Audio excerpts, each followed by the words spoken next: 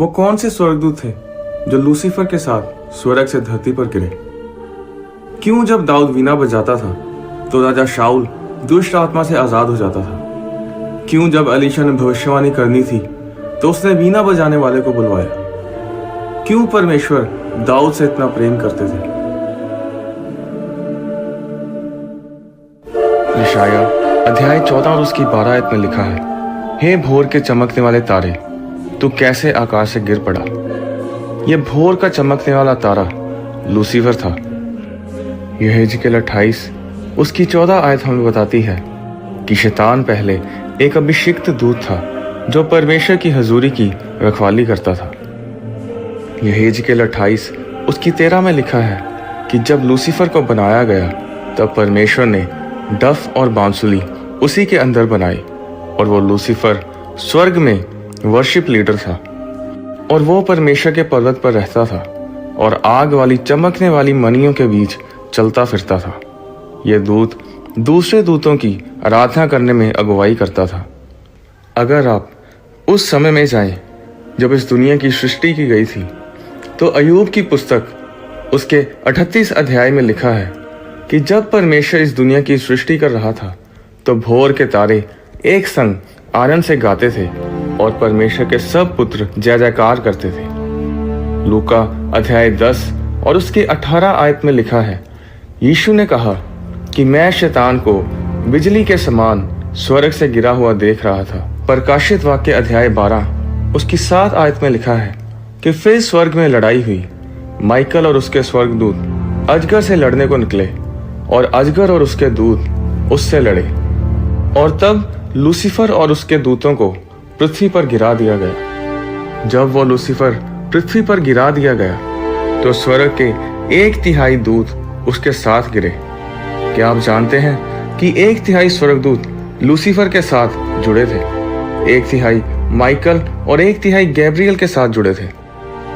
और जब लूसीफर गिरा तो वो अपने साथ 1/3 दूतों को भी साथ लेकर गिरा, और वो जिन दूतों को साथ लेकर गिरा वो सब वर्शिपर्स थे।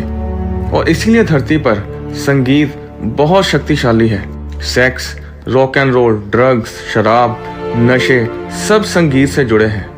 अगर आप संगीतकारों को देखें तो वो सब किसी ना किसी नशे में या जुए में या बुरी संगति में आपको मिलेंगे, क्योंकि जब लूसीफर गिरा तो उसने इस धरती पर संगीत को भ्रष्ट किया। माइकल के पास युद्ध वाले दूत हैं, गैब्रियल के पास सेवा करने वाले दूत हैं, और लूसीफर के पास वो दूत हैं जो आराधना करते थे। और जब लूसीफर स्वर्ग से गिरा तो मैं वचन से साबित करूंगा कि स्वर्ग ने अपने संगीत को खो दिया। आप सोच रहे होंगे कि दूत तो यीशु मसीह के जन्म पर भजन गा रहे थे।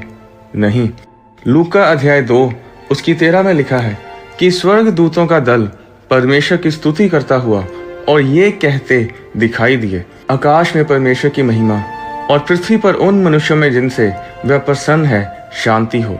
प्रकाशित वाक्य 4 उसकी 8 में लिखा है कि स्वर्गदूत स्वर्ग में दिन रात बिना विश्राम कहते रहते हैं, पवित्र पवित्र पवित्र प्रभु परमेश्वर सर्वशक्तिमान, जो था और जो है और जो आने वाला है।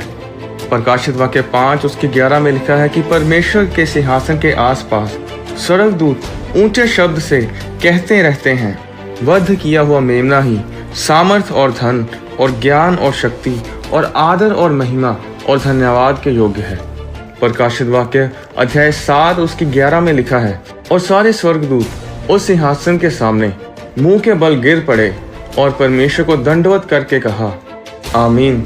हमारे परमेश्वर की स्तुति और महिमा और धन्यवाद और आदर और सामर्थ्य और शक्ति युगानुयुग बनी रहे, आमीन।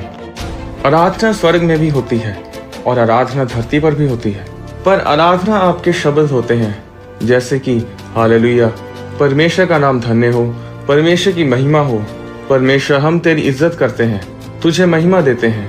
पर जब लूसीफर 1/3 हिस्सा आराधकों का लेकर गिर गया, स्वर्ग ने अपना भजन खो दिया। दाऊद से पहले गीत तभी गाया गया जब इजरायलियों ने लाल समुद्र को पार किया, और जब मूसा ने अपने मरने से पहले इजरायलियों को आशीषित करने के लिए गीत गाया। पुराने समय में चर्च में संगीत ना के बराबर था। संगीत तभी शुरू हुआ जब दाऊद आया और जब वो वीणा बजाता था तो वह ऐसी वीणा बजाता था कि राजा शाऊल दुष्ट आत्मा से आजाद हो जाता था। क्या आप जानते हैं कि व्यवस्था के अनुसार जब दाऊद ने बैतशबा के साथ पाप किया तो उसे पथराव करके मार डालना चाहिए था। जब उसने उरिया को मरवाया तब भी व्यवस्था के अनुसार दाऊद को पथराव से मार देना चाहिए था। अगर आप ध्यान दें तो दाऊद ने जब पश्चाताप किया तो उसने सिर्फ बोलकर पश्चाताप नहीं किया, उसने गीत गाकर पश्चाताप किया। जब आप गाते हैं आप परमेश्वर के ध्यान को आकर्षित करते हैं। परमेश्वर दाऊद से इतना प्रेम इसलिए करते थे क्योंकि दाऊद ने उस चीज को बहाल किया जो स्वर्ग गवा चुका था। उसने भजन मंडली को बनाया, गीतों को लिखा, साज बजाने वालों को नियुक्त किया, संगीत को बनाया, और यही वो सब कुछ था जो परमेश्वर के पास नहीं था। आप हैरान होंगे ये सुनकर कि जब परमेश्वर ने संगीत सुनना होता है तो वो धरती की ओर देखता है। तो जब परमेश्वर भजन सुनना चाहता है तो वो दूतों को नहीं देखता जो सिर्फ बोल रहे होते हैं पवित्र पवित्र पवित्र। वो धरती की ओर देखता है जो लोग गा रहे होते हैं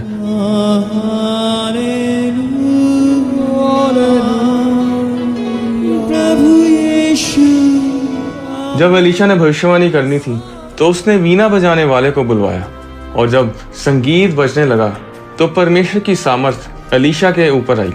शैतान चर्च के संगीत से नफरत करता है और इसीलिए सबसे ज्यादा संघर्ष चर्चिस को संगीत में करना पड़ता है।